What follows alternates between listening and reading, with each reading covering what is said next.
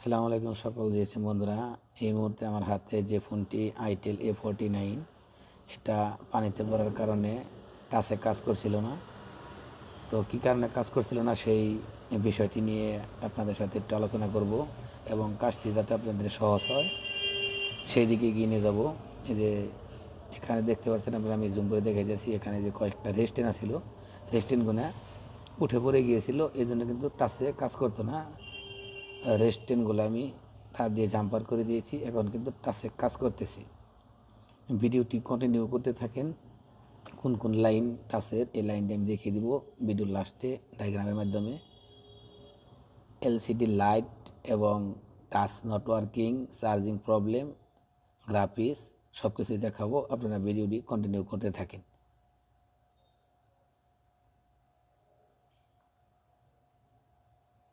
এবার আমরা চলে যাব ডায়াগ্রামে। এই যেখানে দেখতে পাচ্ছেন itel A49 touch not working. এই যে এখানে দেখেন কয়েকটা রেস্টেন দেওয়া আছে। এই যে এই রেস্টেনগুলো আপনার পানিতে পড়ার কারণে এক মোড়ে একটু জং ধরে দেখা পরে এই মোড়ে লাইনটার পাস হয় না। পাস না হলে আপনার ওখানে কী করবেন, তার দিয়ে জাম্পার করে দিবেন।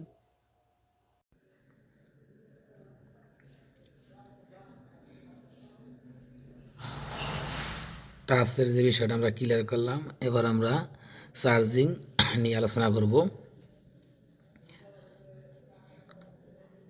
এই যেখান থেকে কিন্তু সরাসরি ইউএসবির যে ভোল্টেজটা, যে ভোল্টেজটা সরাসরি যেন একটা ওবিপি আইসি হয়ে, ঠিক আছে, এই যে বড় ক্যাপাসিটারের মাথায় গেছে, পরে এখান থেকে চার্জিং আইসিতে, এই যে ঠিক আছে, এখান থেকে সরাসরি ব্যাটারিতে চলে গেছে লাইনটি।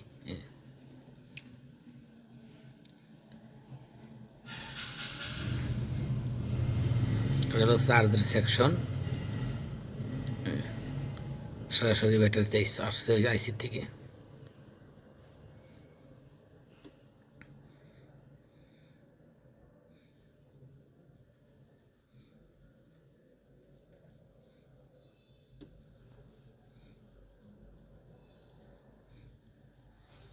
এবার আমরা এলসিডি লাইট সেকশনে চলে যাব। আইটেল A49 চার্জিং এবং লাইট, এলসিডি, টাচ নেটওয়ার্কিং সব কাজে আপনারা এই ভিডিওতে পাবেন। এই যে ওই চার্জিং আইসি থেকে সরাসরি ভোল্টেজ গেছে লাইট আইসির মধ্যে, লাইট আইসির মধ্যে ভোল্টেজ এখান থেকে কিন্তু দুইটা লাইন বের হয়েছে। যে কয়েলের ওইখানে একটা বড় ক্যাপাসিটার আছে, ক্যাপাসিটার থেকে সরাসরি লাইন এই যায়, ঠিক আছে, এখান দিয়ে এই যে সরাসরি এই যে ক্যাপাসিটারের মাথায় হলো এক লাইন, ডায়োটার ক্যাপাসিটারের মাথায় আবার এখান দিক দিয়ে ভোল্টেজ ঢুকছে।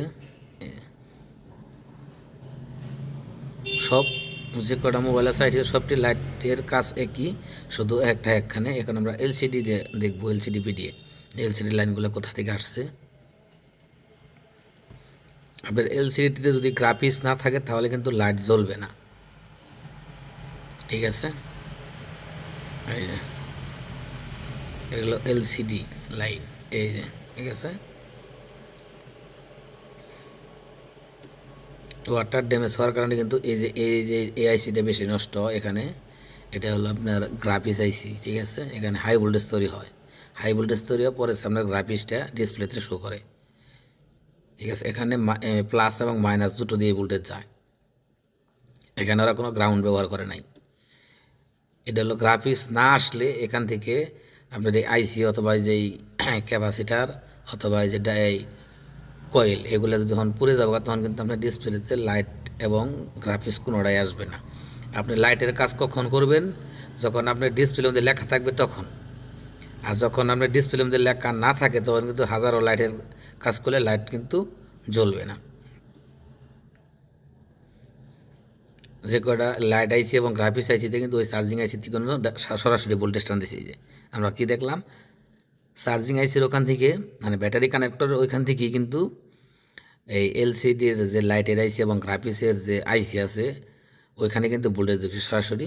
ভিডিওটি ভালো লাগলে অবশ্যই লাইক কমেন্ট শেয়ার করবেন।